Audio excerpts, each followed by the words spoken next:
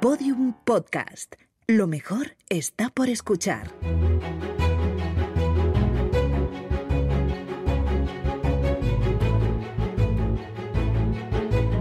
Historia de España para selectividad. Un podcast de Juan Jesús Pleguezuelos.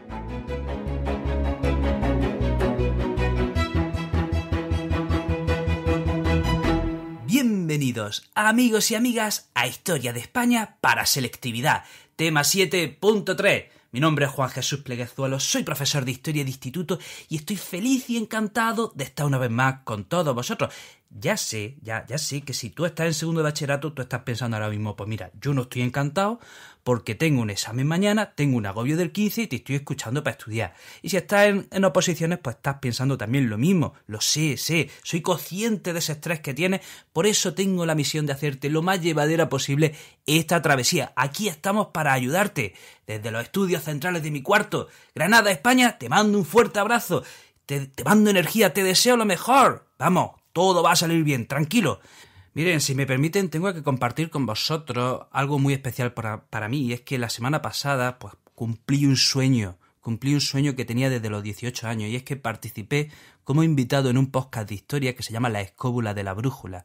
¿Y por qué digo que fue un sueño que tengo desde los 18 años? Y es que esa gente con la que me senté a charlar durante 2 horas de historia es la gente que me inspiró a hacer lo que hago. A esta gente la escuchaba desde que yo tenía 18 años. Y si yo hoy día me dedico a la divulgación de la historia, me dedico a hacer podcasts de historia, me dedico a enseñar historia a través de mi audio, de alguna manera es gracias a esa gente con la que me pude sentar a charlar. Así que les dejo el enlace del programa en la descripción porque, bueno, para mí fue algo muy especial y lo tengo que compartir con todos vosotros. Bueno, empecemos con el programa. Vamos a hablar de la política respecto a América en el siglo XVI y sus consecuencias para España, Europa y la población americana. Vamos a ver. Recordemos que el objetivo de Cristóbal Colón, era llegar a Catay y Zipango, o sea, China y Japón. El objetivo de Cristóbal Colón, lo que Cristóbal Colón le promete a los reyes católicos, es llegar a la India oriental, es llegar al extremo asiático. ¿Por qué? Porque por tierra ya no se podía. La comunicación por tierra la habían cortado los turcos con la conquista de Constantinopla en 1453 y había que o bien rodear África o bien dar la vuelta al mundo, y Cristóbal Colón les promete que él conoce la ruta, que él les llevará a Catay y Zipango, que allí hay oro a expuertas y que nos vamos a forrar todos. Eso es lo que promete Cristóbal Colón. ¿Qué pasa? Que España estaba compitiendo con otro reino, con Portugal. Portugal también quería llegar al extremo asiático, pero ¿por dónde? Portugal lo quería hacer rodeando África. ¿De acuerdo? Portugal tomó la ruta segura, que fue la de rodear África y rodeando África llegar hasta la India. Entonces, digamos que ahí estaba España o Castilla, ¿de acuerdo?, en esa carrera con Portugal a ver quién llegaba antes al extremo asiático.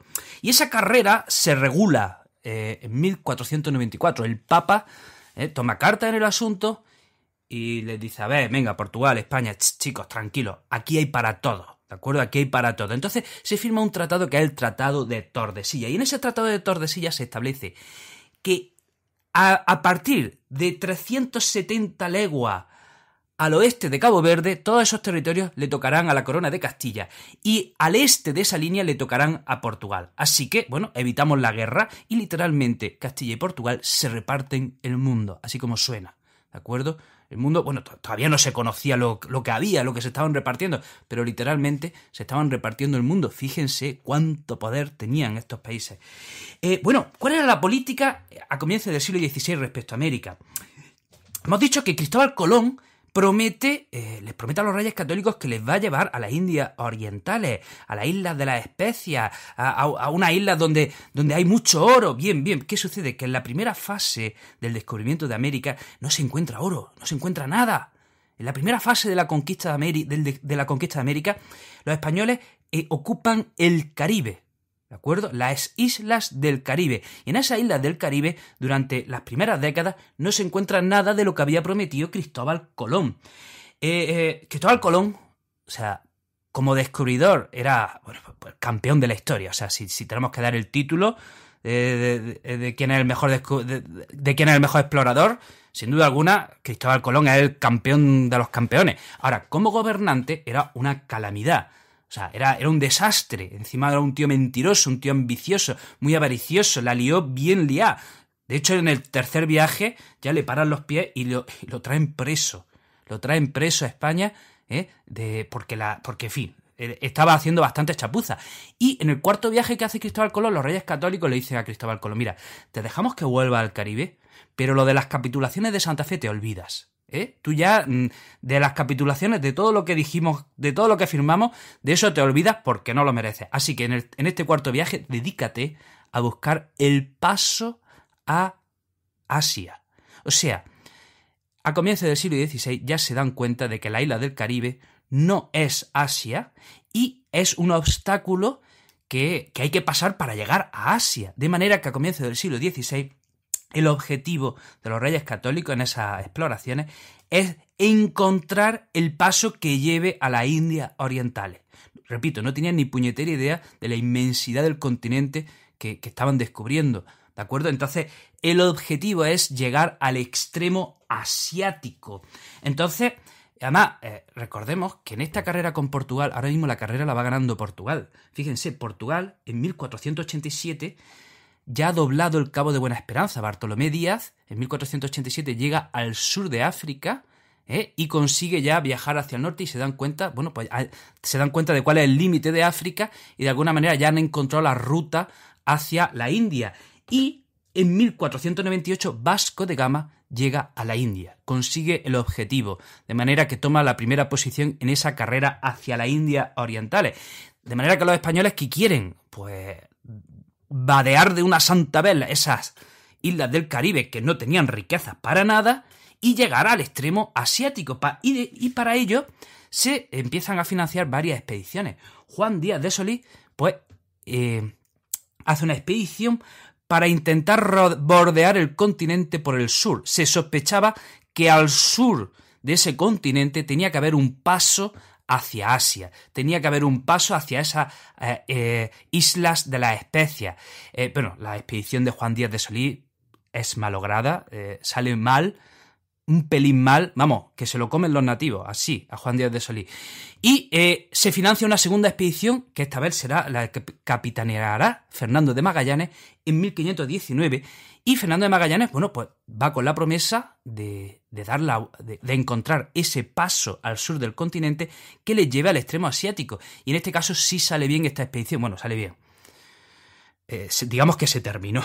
Digamos que sí encontró ese paso hacia las Indias Orientales, aunque fue una expedición muy accidentada. 3 años.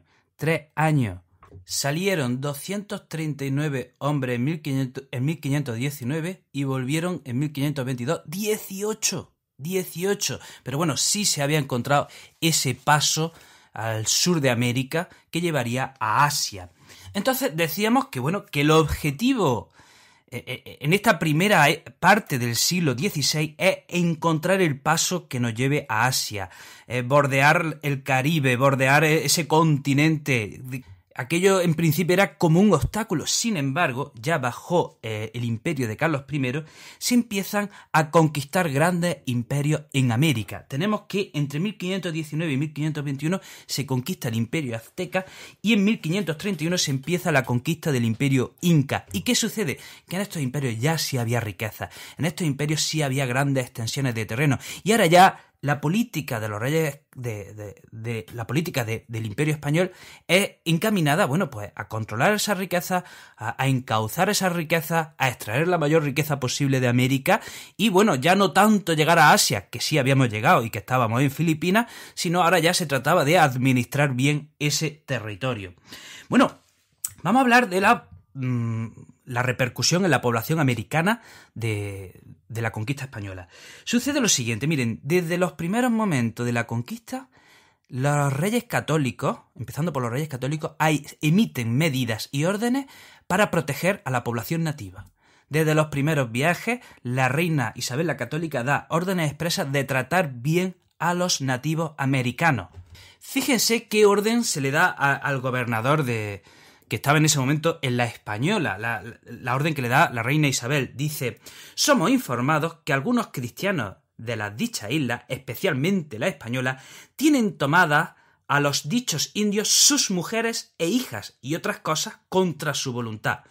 Luego, como llegáredes, daréis orden cómo se les devuelvan, y si con las indias se quisieran casar, sea de la voluntad de las partes y no por la fuerza. O sea, ya la reina Isabel la Católica está diciendo que no, que los españoles no pueden coger mujeres porque sí, y que si se casan con una india, que sea con consentimiento, de ambas partes.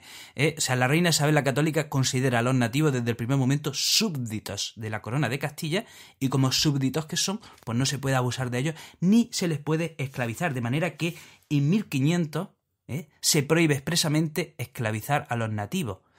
Cristóbal Colón, como no encontraba oro, ¿qué fue lo primero que pensó? Pues esclavizamos a los nativos. Bueno, pues no, la reina Isabel la Católica dice que en el año 1500, que no se pueden esclavizar. Pero, atención. Resulta que en el Caribe había un pueblo que son los taínos y había otro pueblo que eran los caribes. ¿Qué pasa? Que cuentan los cronistas que los taínos eran gente muy pacífica, muy cariñosa, que nada violenta. Eran gente mansa, eran gente que no quería problemas, que no practicaba nada la violencia. Sin embargo, había otro pueblo que eran los caribes, que eran directamente caníbales. Practicaban el canibalismo. Y a menudo los caribes capturaban a los taínos y se los comían. Bien, entonces hemos dicho que en el año 1500 la reina Isabel prohíbe esclavizar a los nativos, pero les dice: oye, Isabel, un momento, ¿no podemos esclavizar a nadie? Isabel: no, a nadie. ¿Y a los caribes podemos esclavizarlos? Isabel: ¿por qué? Oye, es que los caribes se comen a personas. Y claro, un caníbal directamente no es considerado persona. Entonces la reina Isabel da permiso a los españoles para que sí esclavicen a los caribes. Porque estos eran animales. O sea, comerse a otra persona, eso no es humano, ni mucho menos, no merece consideración. Entonces, sí hay permiso para esclavizar a los caribes. ¿Qué pasa? Pues ya está. Ya tenemos hecha la ley, hecha la trampa. ¿Cómo diablos se distingue a partir de ahora a un taíno de un caribe? Pues a partir de esta ley, todos los taínos serán considerados caribes, y bajo esta trampa los españoles empiezan a esclavizar a los taínos. Pero claro, dicen: no, si son caribes. Pero ¿qué autoridad iba a poder controlar si ese esclavo era un taíno o era un caribe, ¿no? Conforme se va expandiendo el territorio, conforme se expande la conquista, se pone en marcha una institución que venía ya de la Reconquista. Resulta que en la Reconquista, cuando los cristianos tomaban tierra a los musulmanes, ¿qué se hacía? Bueno, pues se hacían lotes de tierra y se les encargaba, pues se les daba a un noble, y este noble tenía que cuidar esa tierra con los campesinos que allí estuvieran y pagar una renta, etc. Y esta institución se intenta llevar a América. ¿Cómo se llama esta institución? La encomienda. Entonces, se empieza a dividir la tierra allí conforme se iba conquistando, y se les reparte a los españoles, y estos españoles tenían bajo esa tierra a unos indios que tenían que trabajar la tierra. Pero ojo, desde el primer momento, de nuevo, se pide que a esos indios se les dé un salario justo, se les trate bien, se les evangelice, que no se les esclavice. Había órdenes expresas para que en esa encomienda los indios tuviesen un trato digno. Pero en la práctica, ¿qué sucede? Que en esas encomiendas se convierte la esclavitud de manera encubierta. Repito, o sea, las órdenes eran de que a esos indios se le dieran un trato expreso. De hecho, en las leyes de Burgos de 1512 se regula el trato que hay que darle a los indios, y constantemente se hace referencia a no esclavizarlos y a tratarlos bien. Pero nada, esto no sirvió para nada en las leyes de Burgos de 1512. De hecho, en 1542 Carlos I aprueba las leyes nuevas, donde directamente dice: mira, abolimos la encomienda. Fuera, la encomienda fuera. Porque la encomienda, insisto, al final era un lugar donde se esclavizaba a los nativos de manera ilegal. Eso no lo permitía la corona, de manera que en 1542 Carlos I dice: no hay encomienda, fuera, se eliminan. ¿Qué pasa con la población nativa? La población nativa cae en picado a la llegada de los españoles. Ojo, ¿por qué cae en picado? Porque los españoles llevaban un arma secreta de la que ellos de la que ni ellos eran conscientes, y es que llevamos enfermedades. Pasa que en Europa la alta concentración poblacional y el contacto con los animales ha provocado numerosas pandemias.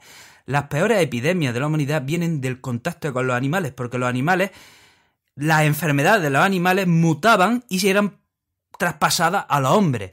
¿Y qué pasa? Que de todas esas epidemias, los europeos ya teníamos anticuerpos. ¿Cuál era la enfermedad más mortífera, más temible? La viruela. Entonces, ¿qué sucede? Que los españoles llevamos enfermedades a América para los que los nativos no tenían anticuerpos y causamos auténticos estragos de manera involuntaria. De manera involuntaria. Los españoles no sabían que estaban llevando la enfermedad de la viruela, por ejemplo. O el sarampión, que arrasó, que causó estrago entre la población. ¿Qué más pasa entre la población nativa? Hay un proceso de aculturación, o sea, la población nativa casi abandona, es forzada a abandonar su cultura y su religión y a adoptar la cultura europea y católica. ¿Cómo controló la corona española toda la política respecto a América? A través de la Casa de Contratación que se creó en Sevilla en 1503, y a partir de ahí Castilla tuvo todo el monopolio comercial con América. Y bueno, era tan importante el territorio americano que en 1524 se crea el Consejo de India, ¿vale?, para tratar todos los asuntos referentes a América. ¿Qué más tenemos que decir? Bueno, que todo el oro y la plata que llegó de América, de alguna manera impidió que en España se crease una industria, porque bueno, si la riqueza ya nos venía de fuera, ¿para qué crearla nosotros? Entonces, no se creó una industria. Además, pues todo ese oro y esa plata pues iba destinado a financiar guerras y más guerras. O sea, esa riqueza no llegó a repercutir en el bienestar de la población española. Hay que decir que toda esa riqueza que llegaba de América, bueno, impulsó un mercado mundial. Impulsó el mercado mundial y desplazó el eje del Mediterráneo al Atlántico. Y ya nunca más volvería al Mediterráneo. A partir de ahora, todo el comercio se focalizaba en el Atlántico.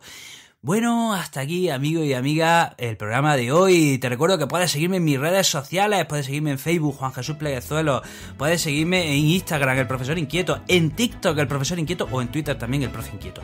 Te mando un abrazo enorme, te deseo lo mejor y te espero en el próximo programa. Todos los episodios y contenidos adicionales en podiumpodcast.com. También puedes escucharnos en nuestros canales de Spotify, iTunes, iVoox y Google Podcast, y en nuestras aplicaciones disponibles para iOS y Android.